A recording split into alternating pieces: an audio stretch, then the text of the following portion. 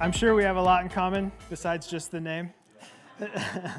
We all want to democratize access to investments. Thanks for having me. Appreciate y'all, and thanks for coming. I know there's a lot of good talks, so appreciate having your time. This talk is more about my philosophy on how I think, what I think needs to happen with the blockchain, and how I think what we do can provide a next iteration or a new foundation to the people utilizing the blockchain. And I also want to do like a little Q&A after, if you guys don't mind me reserving some time. That's kind of my excuse of being a quick talker, so we'll see. So yeah, I'm Dave Taylor. Just a quick background. My background's computer science. I've been in security, kind of network security or cryptography for quite some time. Before this, I had a startup studio with a partner of mine. We invested and created quite a few companies. One, Neural Payments, which is a P2P payment solution in the US. Before that, I was at Apple, did a lot of cryptography at Apple. And before that, I was at Boeing and did at Boeing. And when I was there, the planes were working. So it's not my fault. It's whoever took over after. But that's enough about me. So I want to talk a lot about our company, but also talk about our plans to launch on Stellar. Stellar is a great community. I think you guys are laser focused on real problems. We kind of are trying to solve a real problem. And I didn't know this, but Daniel told me today that no one knows, but Stellar was actually an investor in our last round. And so we feel the appreciation of them, and we want to get our products onto Stellar really soon. And so I will describe those to you shortly. But philosophically, when we started Neural Payments basically sent money from a credit union to a person in the US. And a competitor was like Zelle, as an example. As we were building that, it became completely obvious that the blockchain is not just an evolution of finance, but it's this huge leap. So for settlement to happen, in the US at least, for you to send money from a person to person, so much magic has to happen, and so many fees and so many people are involved. And it's not quick like we think it is. It takes forever. And for the Federal Reserve to say this money is this person's and this money is this person's is a day at least. And so if you can settle funds from one account to the next in 10 seconds, that is an insane advantage and such an incredible use case and such more growth than we realize, because we're so used to just seeing the feedback right away. And so our position is the blockchain isn't an evolution in tech. It's this huge leap. And so if we can put ourselves in this mindset that it's a huge leap, we can have a little bit more patience with the progress we're at. If you think about the internet was actually created in 1974. And if I think about my experience with the internet, I'm going to date myself because I'm older than most. I guess, Stellar, we're all kind of older here, but if I go to other blockchain communities, it's like, dang, you could be my kid, I remember 1996 looking up MTV.com's website and waiting for it to load, So 96 from 1974. So my argument is we should have a lot more patience with ourselves and think about where we're at. So we're probably in the 80s of the internet, and we probably have a lot of work to do. So there's also a lot of value to unlock still. That being said, I think a lot of the problems that we're going to solve on the blockchain has happened before. And a lot of these things we're seeing in this space have happened before. And so can we look back at history and see the mistakes they made, and can we create a solution that mimics the solutions that have been made? So we think a lot of finance has happened, the blockchain, this new technology. So instead of just rediscovering all our, they say, those who fail to remember history repeat itself. So maybe we can try and remember some history. So I'm going to go through a few examples. So in the Axial Age, you have Alexander the Great, and you can tell I'm pretty good at ChatGPT and save money on marketing too. That's actually not him. That's just whatever ChatGPT thinks he looks like. But this is very similar to what we're seeing with the blockchain wars, which I'd say 2016. Alexander the Great, he essentially minted a token. He raised some funds, and he minted some coins. And his only way to grow was to conquer nearing nations, melt down their metal, and turn them into his currency. So if we look at blockchains, at least in 2016, they're all fighting over this zero-sum pie. No, put your TVL into us, and then we will win. We'll get the network. The problem with that is, as their currency raises in value, they're also paying their armies in their currency. So as it becomes more expensive to pay, the faster they have to grow. And so if your whole way of creating a network and developing a system and a country is everyone has to use our token, and then all of a sudden it becomes crazy expensive, it goes up until it comes down. And so if we look at like FTX, we look at all these crazy problems, they're very similar to the story of Alexander the Great, where my position is we probably shouldn't start currency first. So currency is likely something that causes two people who don't trust each other to interact, and so maybe there's a different step we can take. Second, if we look at the early US colonies, they kind of mimic a lot of the things we're seeing in altcoins.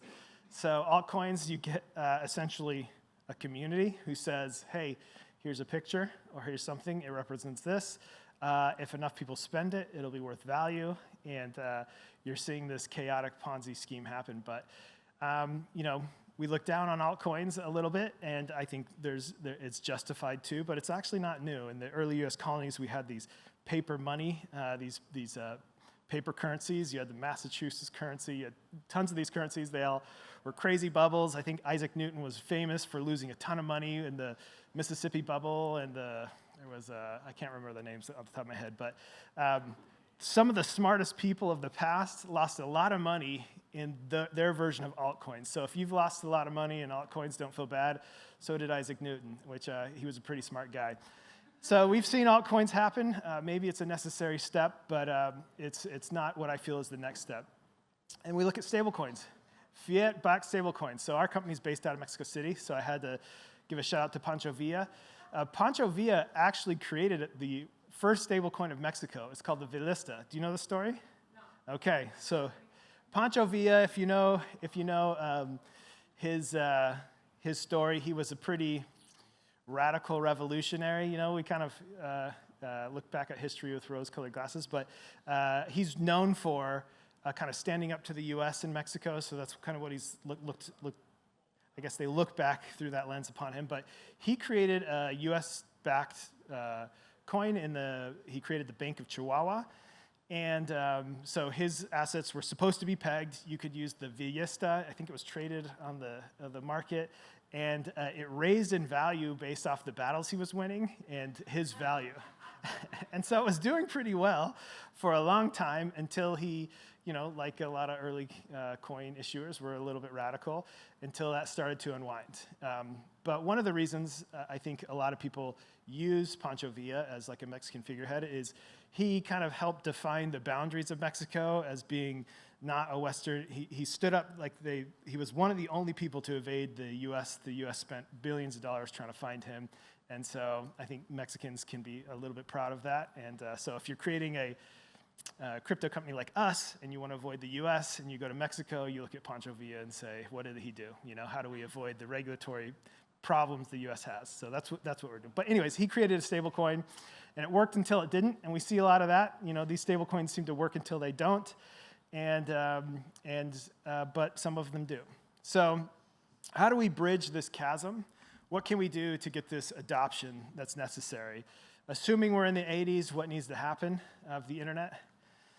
What's been effective in the past? Well, we know what's not been effective. We know what's been what has been tried, and maybe those steps are necessary. Maybe they're necessary for today, which we've done those. But we believe another step needs to be made. So it's not going to be a quick step.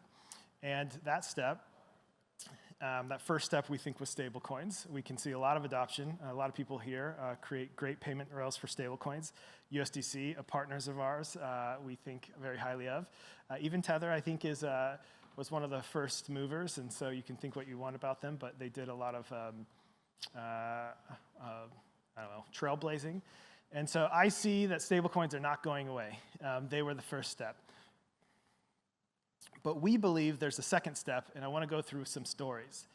I think I'm missing a slide here, but anyways. In the 1100s, Venice was the first to issue something called the Prasiti. Does anyone know what the Prasiti was?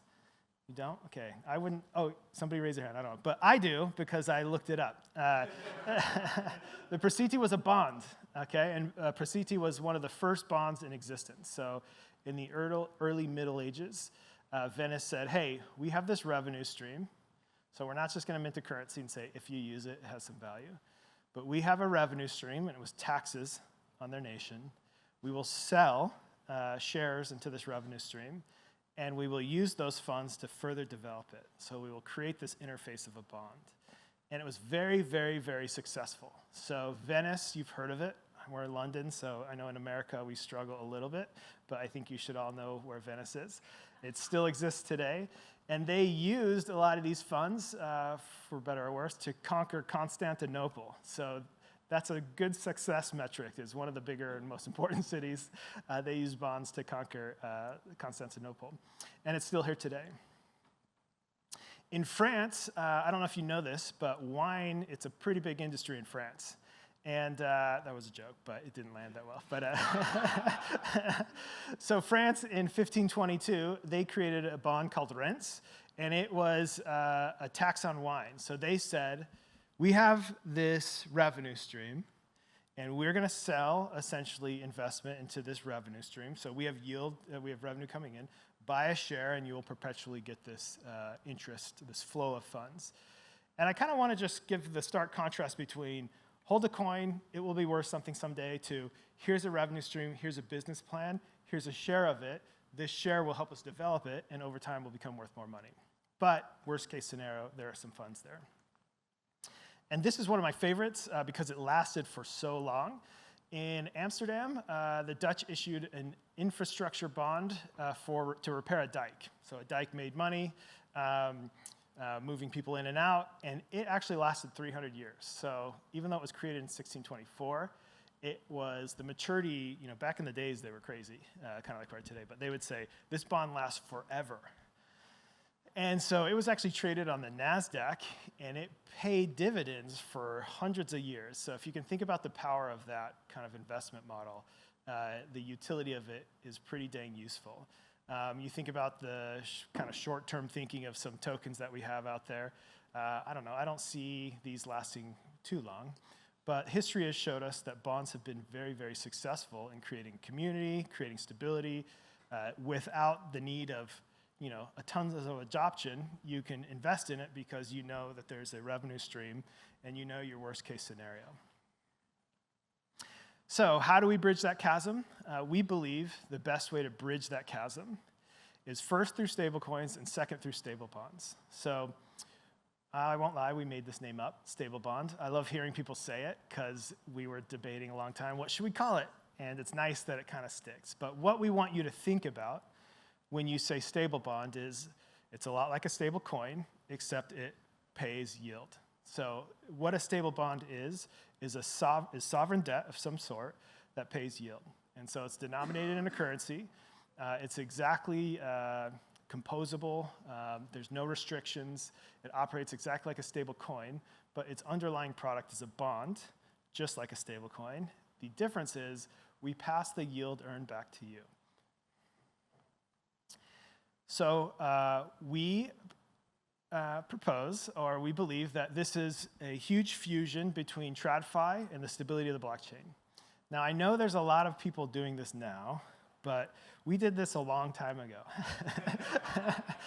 and a long time ago in the blockchain space, this was like 2 years ago, You hear Ando a lot say, we're the first US Treasury. I'm like, no, you weren't, dude. It was us.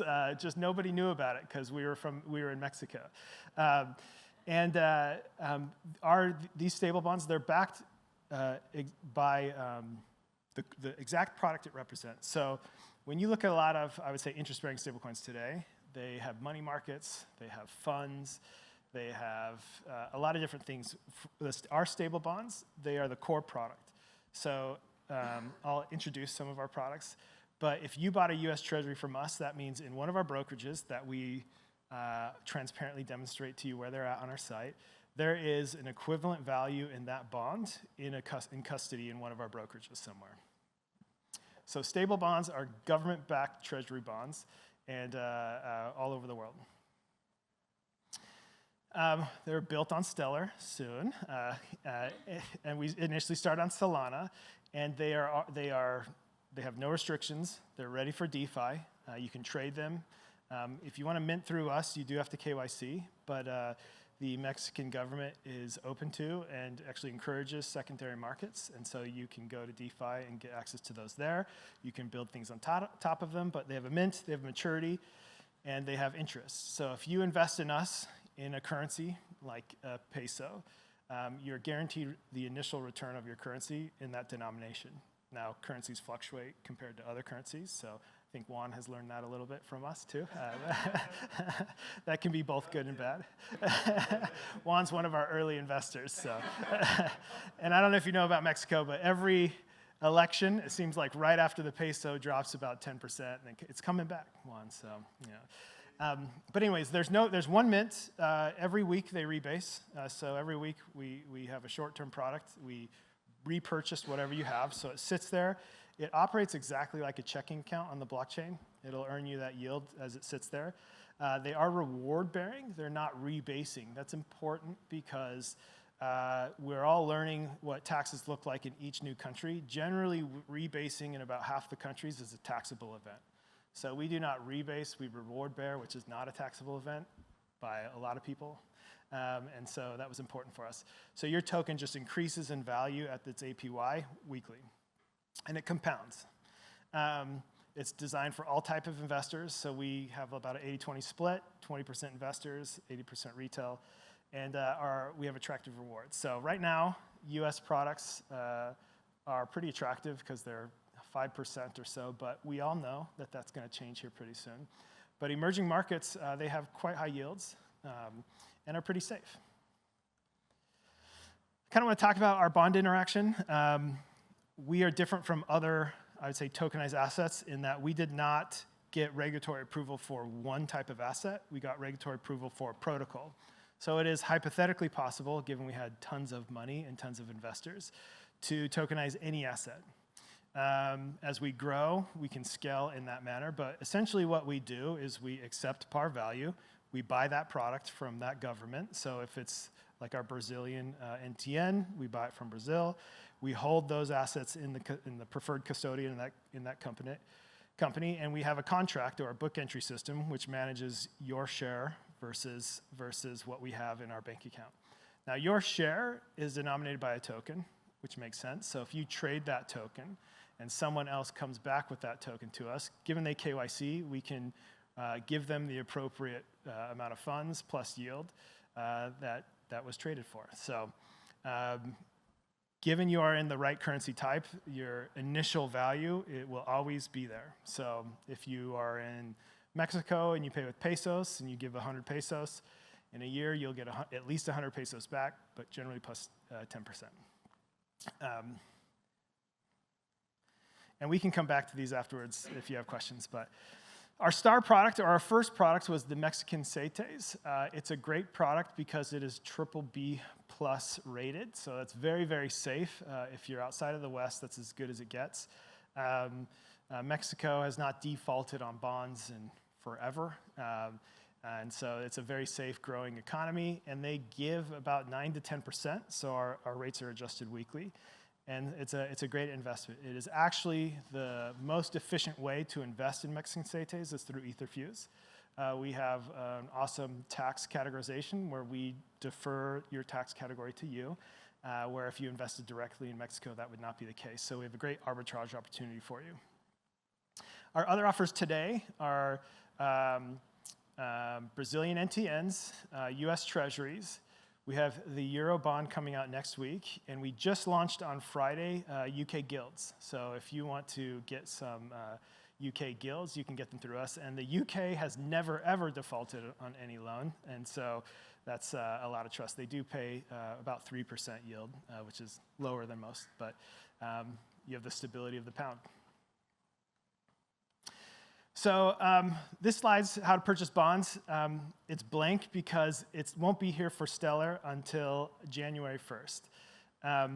But we do operate on other blockchains, and we do have an existing presence. We have presence all over the world, so we are not restricted in any way. We do block the US because some of our team, and myself included, have homes there, and we do not understand or claim to be able to have any hope that in the near future interest-bearing assets are going to have clear regulatory guidelines, so we block it for those reasons. But the rest of the world, outside of a few terrorist organizations, can buy bonds today through us. I would say this is a huge differentiator from us than other people. So if you look at a lot of other of our friends out there doing the same thing with the same mission, they require you to be accredited. We do not. They require minimums. We do not. You can buy $1's worth, 50 cents worth. We will kind of create opportunity for you no matter what. So a lot of our assets are held in emerging markets. So a lot of Nigerians, a lot of Argentinians, a lot of Brazilians, Colombians, Ukrainians, Indians. And if you compared us to our competitors, I would say Ondo at most has about 500 unique wallet holders. If you look at like Mountain Protocol, which is a great company, they have closer to 200. We have 13 to 1,400 unique wallet holders. The difference is they hold about $1 worth. So we're talking small numbers in retail, in emerging markets that we're creating value for. We're proud of that. We do also have institutional investors, but we're proud of the fact that we can remove a lot of the, I don't say these arbitrary barriers that prevent people from having cheap savings accounts. So, you know, you can for free buy a 50-cent CETES bond through us, and it's an investment. It won't, the conversion fee to get to us won't exceed the price of it, and we've done a lot of work to get it to that place. And we're coming to Stellar. We love Stellar, we love you all. Early 2025, we should launch, and we should provide pairs on the Stellar ecosystem so that you can trade in between US products and Mexican products and back forth. And we will create these same yield-bearing tokens that we have on other chains, and we will bring them to Stellar. We're really excited. We're doing a lot of work to bring it here, and that's coming early Q1 2025. If you scan this, it will give you access to any information on us. And you can purchase today on different chains. You can try it out, but feel free to reach out to me. We have about 5 minutes for questions, and happy to answer those. That's not me, so.